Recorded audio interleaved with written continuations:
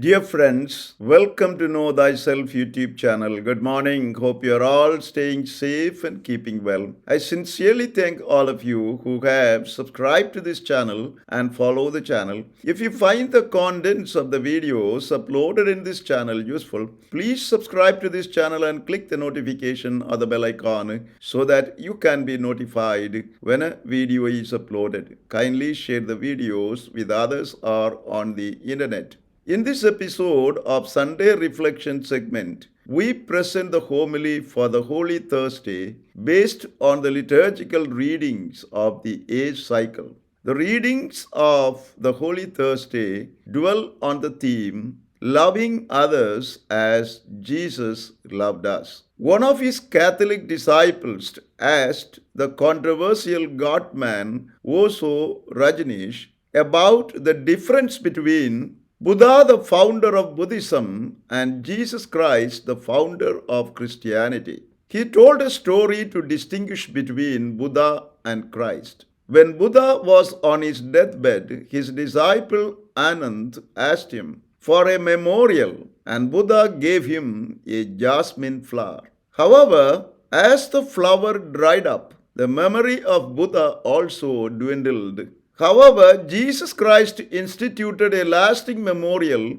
without anybody's asking for it by offering his body and blood in the form of bread and wine and commanding his disciples to share his divinity by repeating the ceremony. Hence, Jesus continues to live in his followers while Buddha lives only in history books. On Holy Thursday, we are invited to reflect on the importance of Jesus instituting the Holy Eucharist and the ministerial priesthood, and Christian call to live the commandment of love as Jesus has lived it. The readings and the liturgy of the Holy Thursday invite all Christians who share in the priestly and service ministry of Jesus through their baptism, and particularly the clergy, bishops, priests, and deacons who share in Jesus' mission as ministers to celebrate and to live their ministry of love and service of God and their neighbor in imitation of Jesus, who loved and served others by dying on the cross. The first reading, taken from the book of Exodus, gives an account of the origins of the Jewish feast of Passover. It was a 7-day celebration during which the unleavened bread was eaten. The Passover meal began with the singing of the first part of the Hallel, Psalms 113 and 114, followed by the first cup of wine. Then those gathered at the table ate bitter herbs, sang the second part of the Hallel, Psalms 115 and 116, drank the second cup of wine, and listened as the oldest man in the family explained the significance of the event in answer to the question raised by a child. This was followed by the eating of a lamb roasted in fire, the blood of which had previously been offered to God in sacrifice, with the unleavened bread and drinking of the third cup of wine. Then they sang the major Hallel, Psalms 117 and 118. In later years, Jews celebrated a miniature form of the Passover every Sabbath day and called it the Love Feast. The Love Feast is celebrated to commemorate the liberation of the people of Israel from Egypt, the passing of the angel of death over the houses of Israelites with bloody symbolic mark, while killing the firstborn of the Egyptians, and the first ritual Passover meal. In the second reading, St. Paul, in his first letter to the Corinthians, speaks of the tradition that was handed to him upon his conversion about Jesus instituting the sacraments of the Eucharist and priesthood in the context of Jesus' last Passover celebration namely the Last Supper he celebrated with his disciples. According to St. Paul, the celebration of the Lord's Supper was an unbroken tradition from the very beginning of the church. The purpose of the celebration was to proclaim the death of the Lord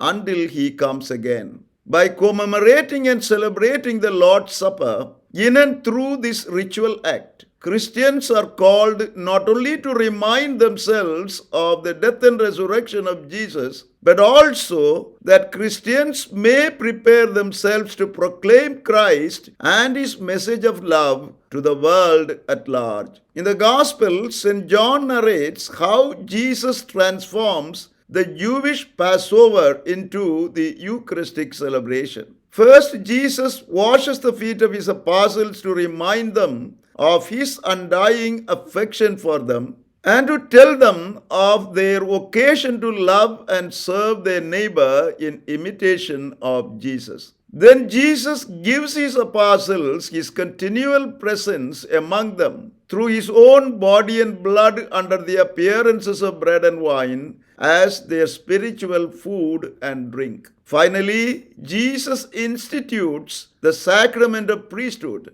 by asking his apostles to celebrate the Eucharist until he comes in glory by saying, "Do this in memory of me." On this Holy Thursday, the liturgy and the readings invite us, firstly, to serve our neighbor humbly in imitation of Jesus, who set an example by washing the feet of his disciples. This humble service implies genuine love, true forgiveness, being sensitive to the needs of others, and being generous towards others without expecting any reward.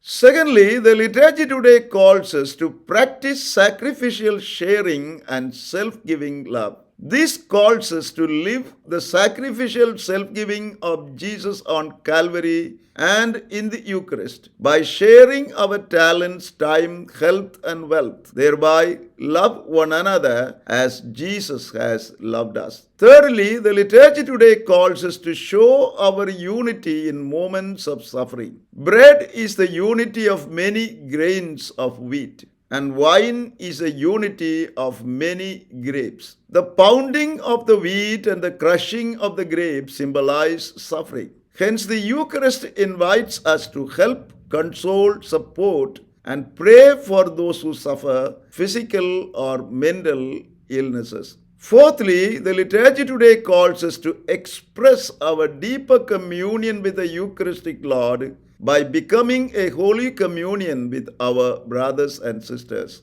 Hence, while at the altar celebrating the Eucharist, we must examine if we are forgiving and truly reconciled with our brothers and sisters. For communion with the Eucharistic Lord is not possible if we are not a communion of love and togetherness among us as a family or a community. Finally, the liturgy today calls us to become Christ bearers and Christ conveyors. This implies that we carry Jesus to our homes and workplaces and convey to those around us Jesus' love, mercy, forgiveness, and humble service on behalf of Jesus. Thereby become true bearers of Christ and communicators of his love to everyone we encounter. As we celebrate the Holy Thursday, the first day of the Paschal mystery, let us ask the Lord to give us the grace to understand